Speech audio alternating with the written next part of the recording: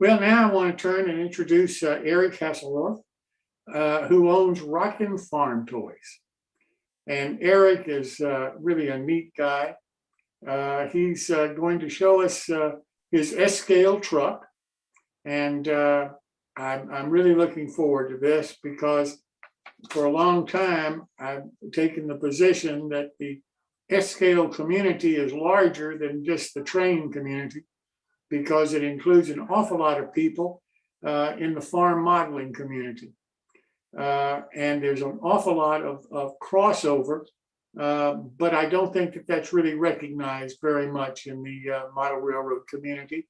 And that's why I really appreciate Eric coming on the show, because I think what you'll see is the kind of modeling that he does, the kind of products that he has and his capabilities are something that we can all use in model railroading. So Eric, thanks so much for being here. An honor to be here. There, I'm unmuted. Okay, well, thank you, Jim, for allowing me to be here, and for everyone watching. Hopefully you learned something, or as I was listening to you guys talk back and forth, I was learning things from you. So it's certainly good to be here.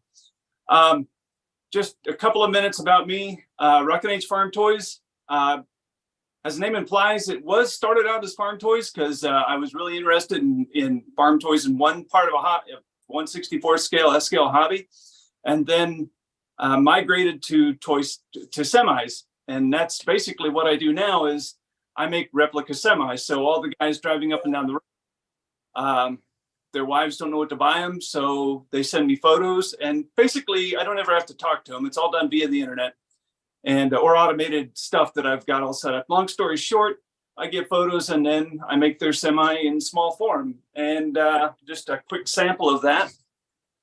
I forget what her name is, but this is her husband's rig.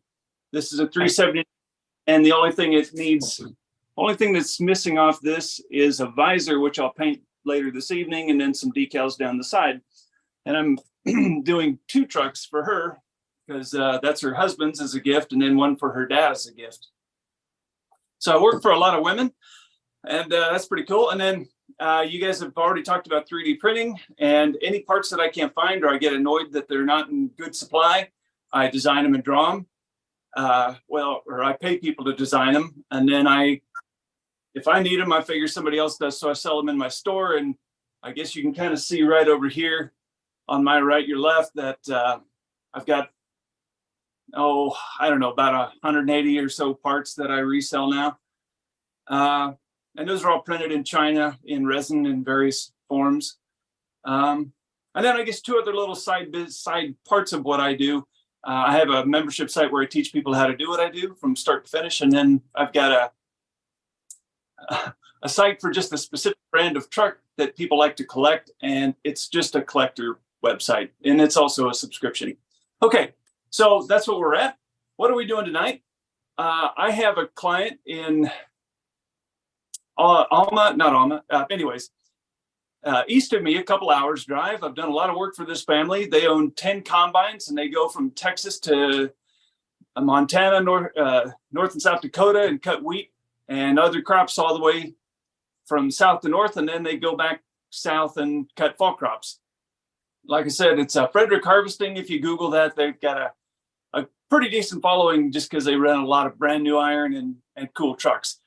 To finish off everything that I've done for them thus far, they are needing 2 service trucks, and they are T370 Kenworth trucks. And that is a design that I had 3D printed, or that is a truck I had designed, and then now it's 3D printed. And those are also in my store in kit form. So I'm going to point my camera down so we can take a quick look at the parts as I have them laid out here on my workbench. And if where you're at right now, where I'm at is the lab. I call it the lab. So you can see kind of my collection back there on the wall. And then right behind me, I've got 2 different layouts. I don't have model trains on mine yet, but for my elevator layout over there, that would be a perfect place for some hopper cars, because it's meant to show wheat harvest here in the high plains. And that would be a perfect place for one. But anyways, okay, so give me just a moment. I don't see a place to turn my camera around. Oh, there it is. Okay. So here you're on the workbench. I'm going to get one more light going. There we go. So this is the 3D printed T370 in S scale. This is the truck that I'm going to make for them. Again, this is a replica, so I already have the paint that matches the color on their fleet of trucks. The cab is a shade of blue, and then the rest of the products will be silver. Of course, we have tires and wheels that'll be slightly different. And then we have a 3D printed frame. Tonight, I'm not going to paint anything for you. Just kind of want to explain the parts, because since you're already familiar with 3D printing, this won't be very new to you, I think. I have this tank, so this service bed and this tank I went to their place when I was delivering some other models for them, replicas that they had commissioned. And I went to to their shop, and I measured this tank and measured this bed so the designer could make it proper. So it's their stuff. And then this design came off the internet. A guy from, where was he from? Overseas. He designed this based on something he found on a website for 2D prints for their 2D designs for gaming. And he downloaded that and then turned it into what we have here, .stl file, which you can then print. And then, of course, I got the frame. So this will be modified, and then we have the interior. I did experiment with 3D printing clear resin, and I need to experiment with again because I think it's made progress, but I had a windscreen for this truck as well. For this particular build, I'm just going to make one out of an old clamshell from a die-cast model. And then we have 3D printed tires. These I'm not in love with, by the way. Mostly because they don't, I would much rather have a soft resin or rubber, but it is what it is. The wheels, the front and rear, will be sprayed with Molotow chrome. And then all of these parts will be primed and painted before the next lesson next week. This particular product, their truck has on the driver's side, it has this little air conditioner looking thing. It's actually a cooler for a pump because they have diesel fuel and I think DEF or hydraulic oil or something. And there's supposed to be 2 tanks in this big tank. But anyway, they've got this cooler looking thing here, and then they have all their air compressors and other parts that you would need for repairing vehicles in the field on site, hidden in these cabinets. And the cabinet doors don't open, by the way. They do have their own decals going down the side and decals. There's wheat, company logo, and different things on the side. So that'll be added as well. So that kind of explains the parts that I'll be using. Again, all of this stuff is for sale in my store. And then I've also got like air compressors, welders, oxyacetylene tanks, everything you'd need to make a service truck. A crane, you could put a crane on the side of the bed if you wanted to. Just about everything you'd need to make a service truck the way you want. But like I said, this is going to be a replica, which I'll deliver before they leave for Texas, probably end of the month. So hopefully I get this done here really quick. Okay, I'm going to flip my camera back around. I know we got 15 minutes, but I really can't do a whole lot in 15 minutes. So I thought perhaps if you have questions for me specifically, I'd be happy to answer any of those. And if you don't know my brand, I kind of have a reputation for not having any secrets. So if there's something you want to know, I'm more than happy to share with you anything about what I do, websites or any of that. So if you have questions, Jim, if you would allow people to answer or ask, I'm more than happy to do that. Absolutely. And everybody has their microphone open. I mean, we don't have any closed secrets here. So if anybody has any questions for Eric, please just ask. Eric, what kind of eras do a lot of your products cover, from when to, I guess, modern day? Yeah, I'm doing everything. Basically, all the replicas I do are more or less modern day. However, if you're familiar with old cab over trucks from the 70s, 80s, I get requests for those periodically. I've got 3 Kenworth and couple of international cab overs on my project list coming up. So those will be done. Anything I custom do is sold before I start because the client has commissioned it. Thank you. Yeah, no problem. Those cab overs, do you do those in O scale? 148? I don't know what's available in O scale. I regret. My specialty is 164. So I can tell you that there's a couple of Peterbilt models and a couple of Kenworth and International, and Freightliner has one.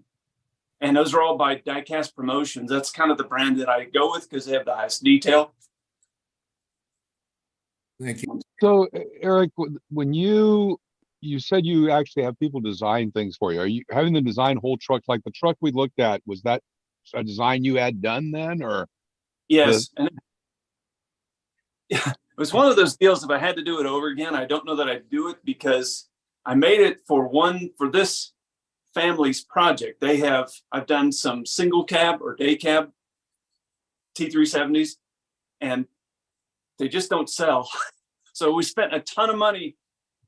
So this might interest you. Well, that was what I was really wondering about was how, you didn't do the CAD yourself. You had somebody do it for you. I was just wondering how you found them, the price structure. I mean, is this a Fiverr temporary person off the internet, or is it, I'm just curious because it strikes me that there are a lot of modelers that would like to do some of those kinds of things and the restart there, but the big hurdle is that CAD hurdle. And, how do you take that thing you want to do and reduce it into a CAD drawings that can be, 3D printed or whatever. So I'm just curious what about hiring people to do that? So here's a little quickie thing for you. If you go to rockinhafarmtoys.com and you search on my website, 3D printing the smart way, I've got I think a 10-part blog series where I explain step by step how I've done everything 3D printing without having any skill or any equipment. So I don't own a printer. I've just begun drawing some fuel tanks, exhaust, and some things myself. But I go there, so that explains everything. So I go to shapeways.com. In the forum section of that website, you can find different people to do 3D print that will do design work. And they are foreign born, they're American born, and the pricing is all over the map. I'm working with a guy in Spain lately that I send him a design that's too complicated for me. And I say, David, are you interested, number one? And what are you going to cost? And he says, and he'll give me 3 different detail. He'll say entry-level detail is $200, medium detail is $250, and high detail is $300.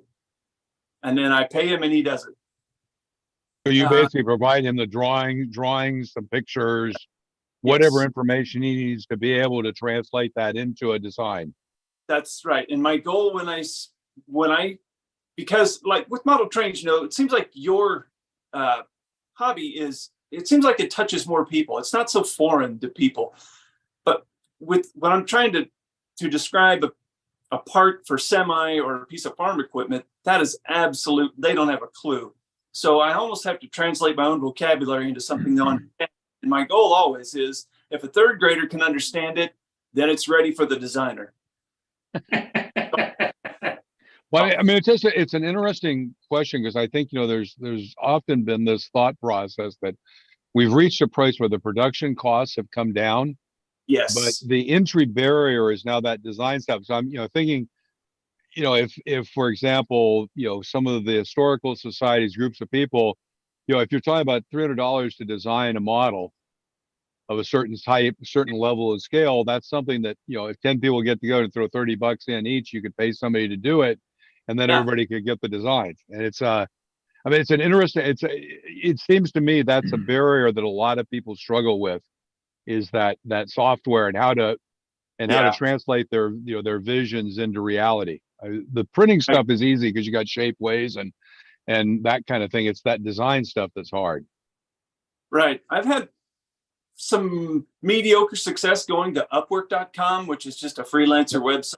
You just search AutoCAD or 3D printing or whatever, and then you have a list of designers, and you can just look at their virtual resume and then begin asking them questions. Have you done an automobile? Have you designed something like that? And I'll ask them questions to feel out if they have any clue on how to design something that might interest me. So I ask, so instead of saying, hey, can you make this train car? I'll say, have you ever designed, a car with curves and blah, blah, Right. blah. And it kind of helps me filter out who might be the best candidates. And then you can just interview them and see where it goes. Interesting. It might be an interesting idea to think about how to have a directory of model designers or something. But the problem is when you find somebody good, you're not going to tell anybody else about him. So That is the key, because the guy, David, who I'm using right now, guy that says, all right, I don't have enough to keep him busy. You can throw some designs at him, but don't you tell anyone. I'm like, ooh, that goes against my policy, but I'll honor it. Yes. There's another guy, and I should, yeah, I'll send Jim the link, and he's a guy, I think he's in Europe somewhere. He's been pretty good. I haven't used him lately, but he's been pretty good. He's the one I refer to everybody to when I don't want to give away, when I can't tell who I really want them to use.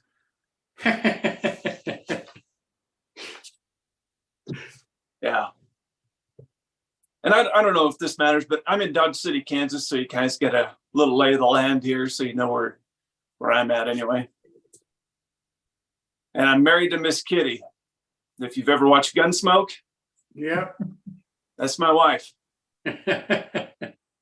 She played the variety show at Boot Hill Museum down here in Dodge City. So if you come to Dodge City in the summertime and you go to the variety show, likely you'll see my wife playing Miss Kitty in the show. That's fun. Anything else I can answer for you? I'm more than happy to share whatever else. I think we're probably bumping up against time here, so I respect that. Well, we look forward to seeing you next week where you can continue on your berry build. Yeah, so next week what we'll have, just so you guys know what to look forward to, I'll have the parts prime painted, clear coated, and with decals on and clear coated, and we'll just start some basic assembly. Sounds like a winner. Thanks so very much for your help. Hey, one thing I would tell you, should have had a note. When it comes to cleaning this stuff, I just did this particular product that I'm using, that I'm buying from backfox.com in China. I dip in rubbing alcohol, isopropyl alcohol, clean it. And sometimes I prime it and sometimes I don't, but prime and paint, you're done. It paints up really well. Any kind of paint, by the way. What kind of paint do you use? I've abused it with every kind of paint that I might have, from discount stores, aerosols, to automotive grade paint through my airbrush. Yeah. Those really the only two things that I've used is just aerosol type paints, and it hasn't affected it in any way. Have you tried just straight acrylic paint? Since I got into this thing, all I've ever used is just like I don't know, something like this. This is a bottle of paint matched to the VIN of a truck, and it's just an automotive grade paint, whatever it is. That's what I use. Gotcha. All Yeah. right. Well, all right. Thanks. Thank you. Look forward to seeing you next week. See ya.